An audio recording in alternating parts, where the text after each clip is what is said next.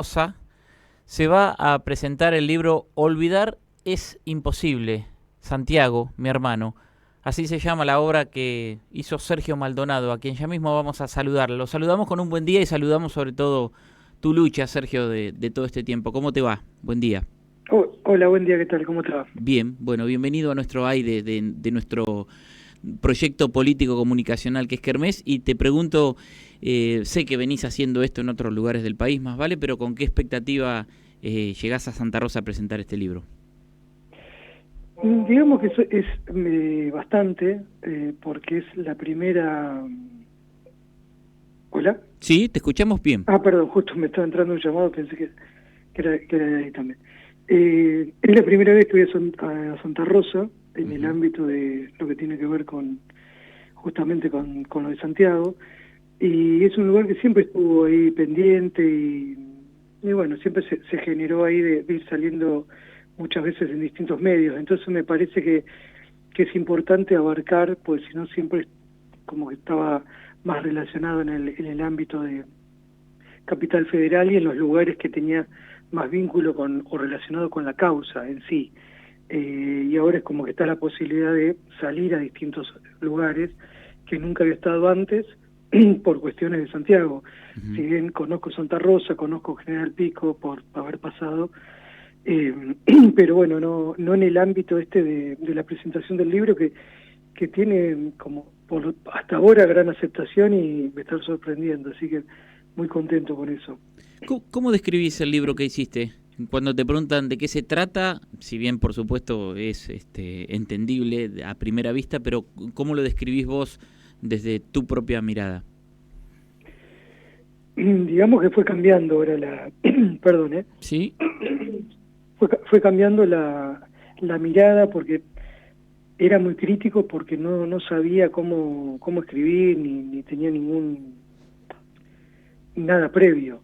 Entonces como me daba hasta en un momento un poco de vergüenza, pero después cuando empecé a ver comentarios y demás cosas y sobre todo que es de una fácil lectura, porque gente que lo ha ido leyendo y que por ahí está más vinculado a ese medio, es como muy didáctico y es una cronología. Entonces en la cronología esa, yo lo que quería trasladar era lo que yo iba sintiendo, contándolo como si estuviéramos hablando.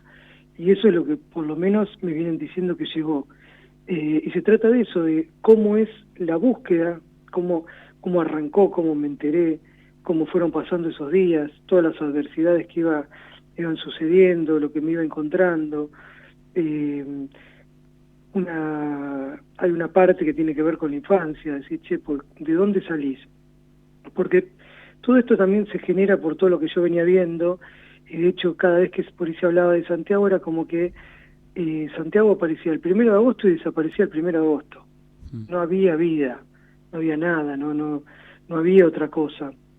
Pues también es difícil ir contando muchas cosas en una nota cuando haces una nota por algo judicial, salís 5 minutos, después a los 3 meses o al año o a los 3 años, algo porque se movió la causa. Claro. Acá cuando vos vas contando día por día, hora por hora, porque todo el tiempo por ahí en un mismo día estaban en 3 provincias diferentes, eh, y entonces entender el por qué se iban haciendo las cosas, y todo lo que hoy está pasando tiene una relación que viene de esa época. Decir, che, ¿cómo se hizo todo eso en el 2017 para que hoy estemos en esta circunstancia? Bueno, hubo todo un proceso, algo previo con los medios de comunicación, con la parte política, con la parte judicial.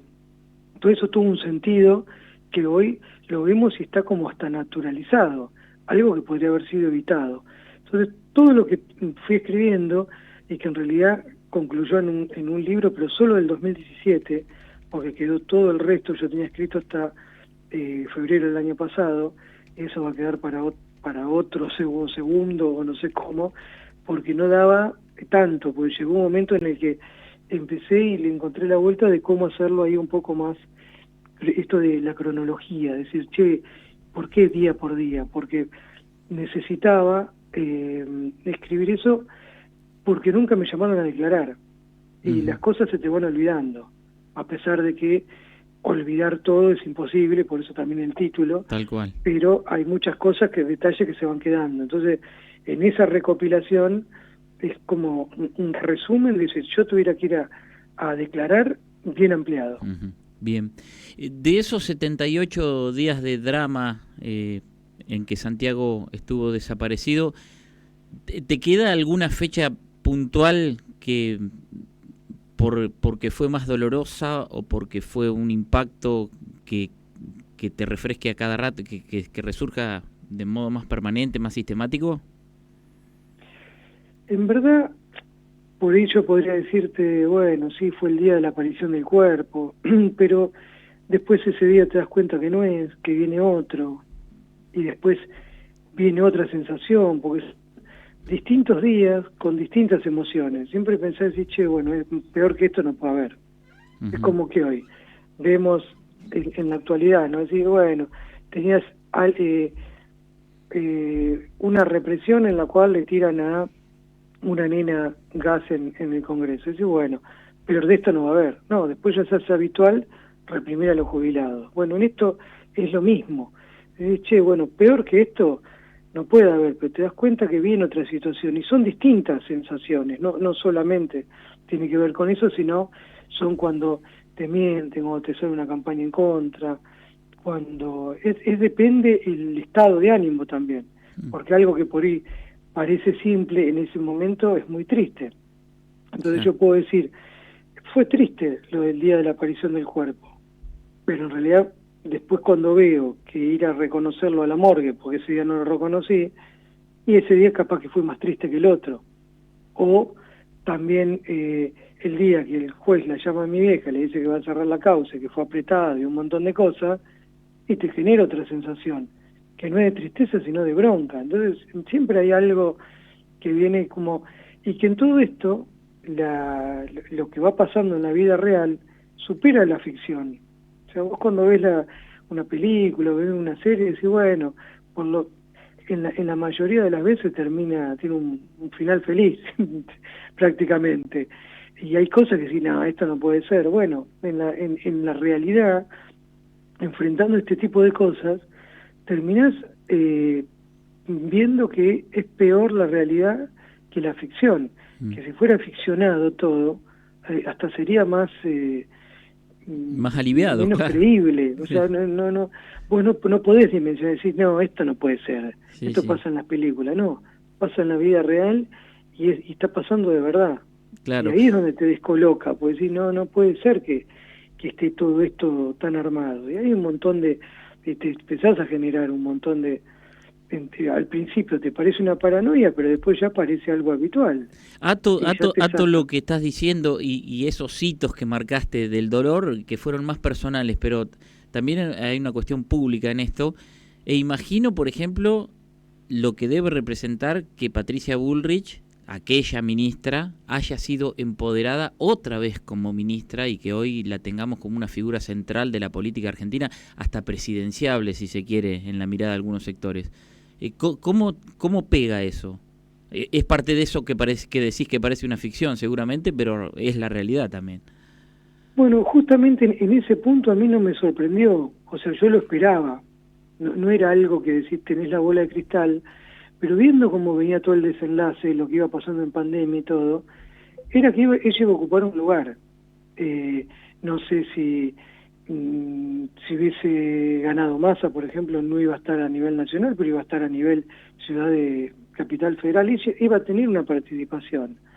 Y capaz que una participación hasta más dañina, si se quiere, en términos de boicotear, pero iba a estar presente, no es que se iba a quedar atrás, porque ya tenía un proceso, y venía haciendo todo eso en pandemia, carancheando, haciendo un montón de cosas, para que se le siguiera la agenda de ella.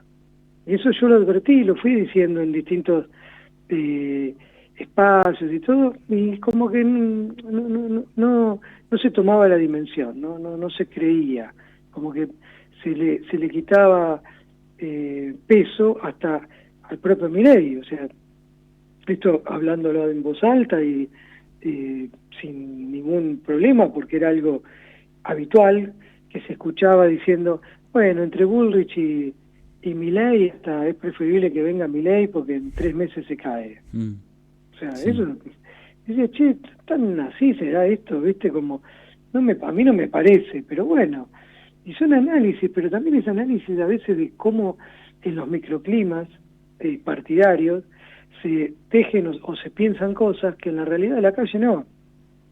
Y yo siempre tuve la realidad de la calle de lo que iba haciendo Bullrich.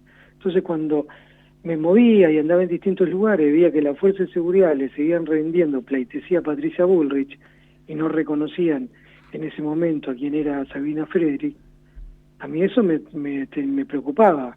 No era que, y te puedo nombrar, o sea, no es por hacer alarde, pero a un montón de gente que, referente, que te decía, no, pero no va a pasar, y pasó. Entonces, a mí eso me da la pauta de decir, che, todo esto que venía pensando y lo que venía analizando no estaba descolgado. Y cuando volví, me acuerdo, en el 2021 de Colombia, de ver cómo estaban las represiones, y vine advirtiendo de que iba a empezar algo que tenía que ver con esto del buen vecino y el mal vecino, de empezar a instalar y que ya no se necesitaban hasta la fuerza de seguridad porque lo iban a hacer los propios particulares, viene lo de Elías Garay en Cuesta del Ternero, cerca de Bolsón, donde un particular entra y mata a un miembro de la comunidad mapuche.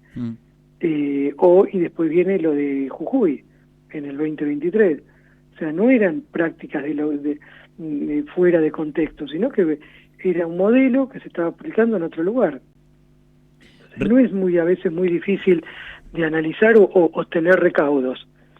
Y ahí, bueno, también, obviamente en el libro no hablo de eso porque está en otra fecha, pero sí cuando se va contando. O sea, ¿se podría haber evitado a Patricia Bullrich? Sí.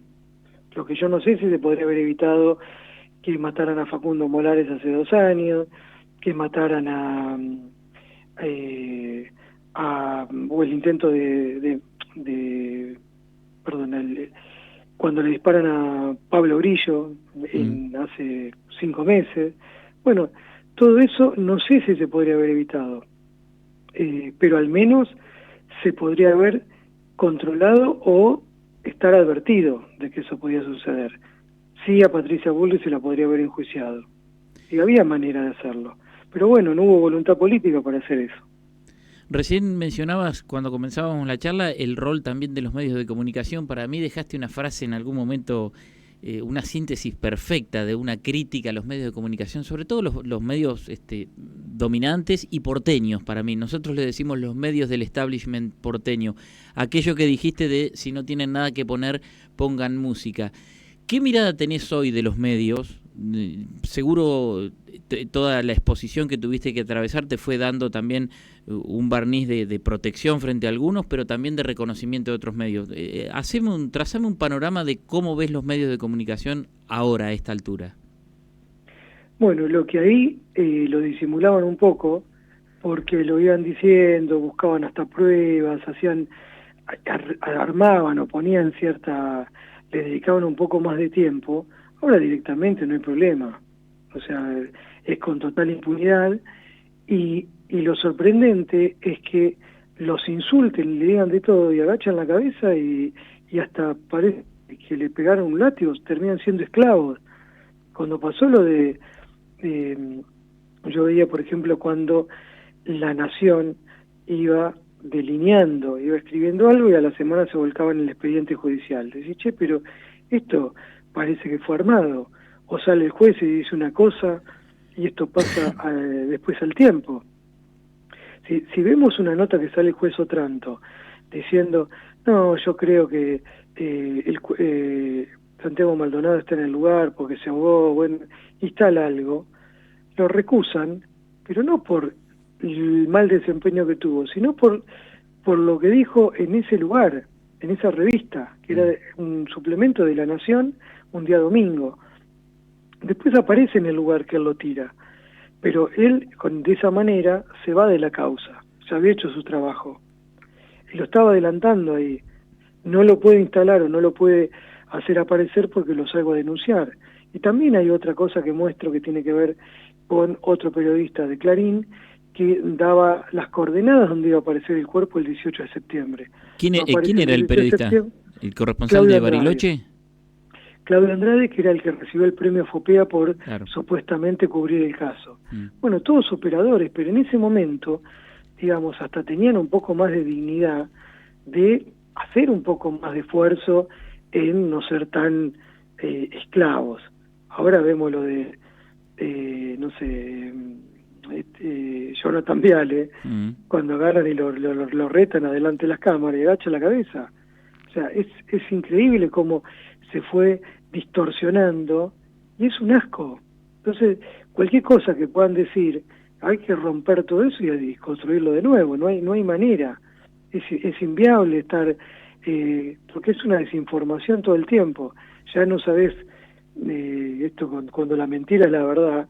Bueno, es cualquier cosa. Pueden decir, porque habíamos visto ya antes de lo de Santiago, cuando decía que había habido el fiscal marihuana y andaba en la Patagonia desenterrando containers, que había containers enterrados con plata, que era totalmente delirante, pero bueno, se decía eso. Y después cuando se empiezan a instalar todas estas cosas de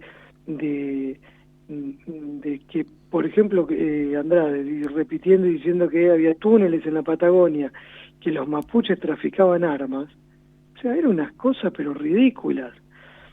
Bueno, todo eso hoy lo pueden decir al punto de que sale Patricia Bullrich y te dice 8 años después que va a ir a hacerle radiografía a los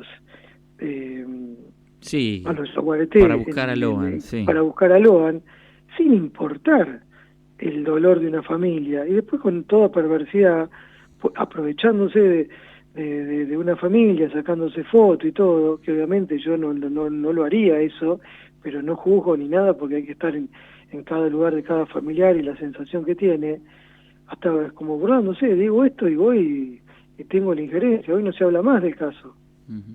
El nene sigue desaparecido. Bueno, tiene que ver con eso también, del poder que tienen y que no tienen costo en todas las barbaridades que dicen. Estamos conversando con Sergio Maldonado, que esta tarde presenta su libro en el Consejo Deliberante. Te voy a pedir, Sergio, si querés, que cierres profundizando un concepto. En el libro escribís, Santiago no es una ausencia, no es alguien que no está. ¿Querés contarnos un poco más profundamente qué decís cuando decís eso? En realidad, no sé en qué parte, si es algo mío o es algo de un prólogo. No, sí, es tuyo, es tuyo. Ah, está bien. No, en realidad se puede interpretar de distintas maneras, pero básicamente que tiene que ver con que sigue estando. Y hay un montón de gente en la que se ve reflejado Santiago.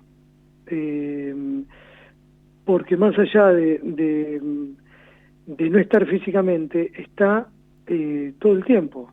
Y todo el tiempo interpelando con su mirada. Tal es así que hay una necesidad de borrar esa memoria, de tener que ir a un intendente y tirar los murales abajo, que hizo él, cuando hay alguna pintada, es ir y rayarle los ojos. Entonces hay una presencia, y sobre todo en muchos jóvenes que también empezaron a militar o a moverse o a ir a manifestación, y gente grande también, porque se conmovió con eso. Entonces tal vez no está él físicamente, pero está desde otra manera. Son por ahí sensaciones que por ahí van surgiendo y depende cómo se lo miren desde ese lugar. Más vale. Y otra cosa que tiene que ver por ahí también es que con su aparición quisieron desaparecerlo, porque lo hicieron el 17 de octubre. Y bueno, y todo lo contrario, o sea, lo que hizo fue estar más presente. ¿Hay algún momento en que lo extrañes más o te preguntes qué estaría haciendo ahora, Santiago? Sí, o sea, lo de... es a veces muy difícil ver cómo va pasando el tiempo y vos seguís viendo a la persona sin crecer y que tu amplitud de años se va alargando, entonces no sabés cómo sería hoy con todos esos sueños por ahí truncos. No solamente con Santiago me pasa, también me pasa con otras personas. un ejemplo concreto es cómo estaría hoy Santiago frente a la adversidad de lo que está pasando, o cómo estaría Nora Cortiñas, que iba todo el tiempo a manifestaciones, y hoy la gasearían o le tirarían balas de goma como si nada, sin importar las consecuencias, porque no hay un tope. Antes había, hasta si se quiere, un cierto respaldo en determinadas figuras que hacían que pudieras salir a manifestarte. O sea, pasa lo de Santiago y en realidad hasta por esa situación, en mi exposición personal, hace de que tenga una cierta cobertura por estar más en los medios y todo. Y a su vez tener el paraguas de muchas madres y abuelas. Hoy muchas de esas madres y abuelas no están, y ese paraguas parece que se rompe ese escudo, porque no hay ninguna garantía.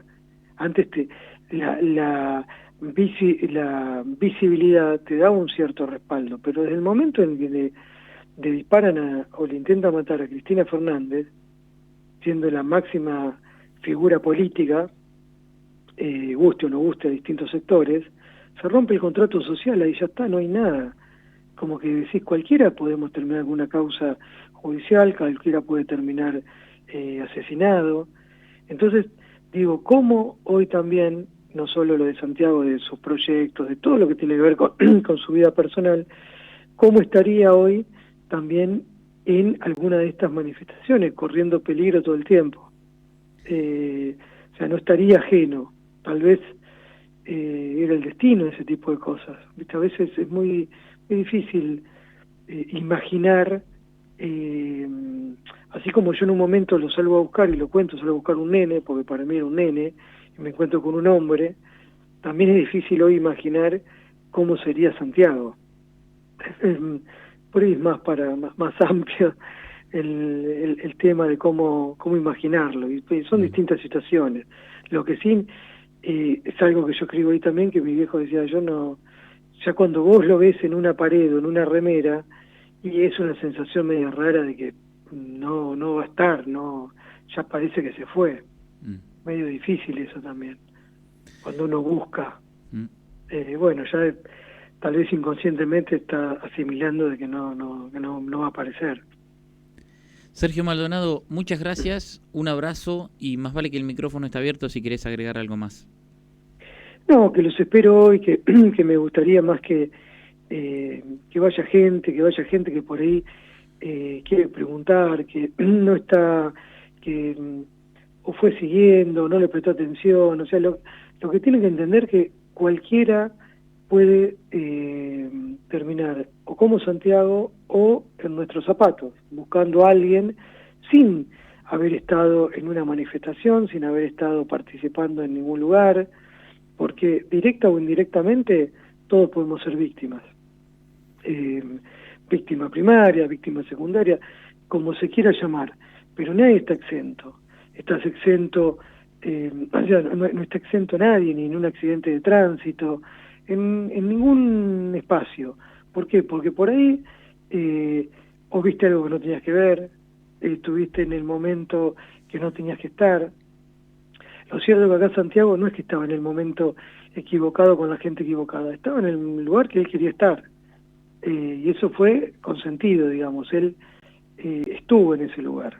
No fue algo que iba en la ruta en bicicleta y vino un auto atrás y lo atropelló. Y es se toma como, puede ser un homicidio, puede ser algo, y estás contra un particular y una causa avanza. Acá hubo una brutalidad y una desaparición forzada por parte del Estado. Entonces por eso la causa 8 años está estancada. Pero no está estancada, pero no ha sido cerrada. De hecho, todo lo que se dijo de esto de Seagó y toda la cantidad de mentiras se terminó con la recusación del juez y ahora está con un nuevo juez en Ushuaia. Ese es algo también particular y para analizar. Pero bueno, es eso, es como yo prefiero la interpelación, el que pregunten, o sea, que le llegue a más gente y tratar de que esto sea un instrumento de abrir un poco los ojos. Gracias, Sergio, de vuelta. Muchas gracias a ustedes. Verdad y Justicia por Santiago, y nos vemos ahí en un par de horas. Sergio Maldonado, hermano de Santiago Maldonado, va a presentar su libro Olvidar es imposible. Santiago, mi hermano, es el nombre que tiene el libro. Va a ser hoy a las 7 de la tarde en el Consejo Deliberante. La actividad es organizada por el Movimiento Popular Pampeano por los Derechos Humanos, por la Asociación Pampeana de Escritores y Escritoras y por la Unión de Trabajadores y Trabajadoras de la Educación de La Pampa. Además va a haber una presentación en Pico mañana a las 6:30 de la tarde en el Salón Siriaco, que está en la calle 24 al 1005.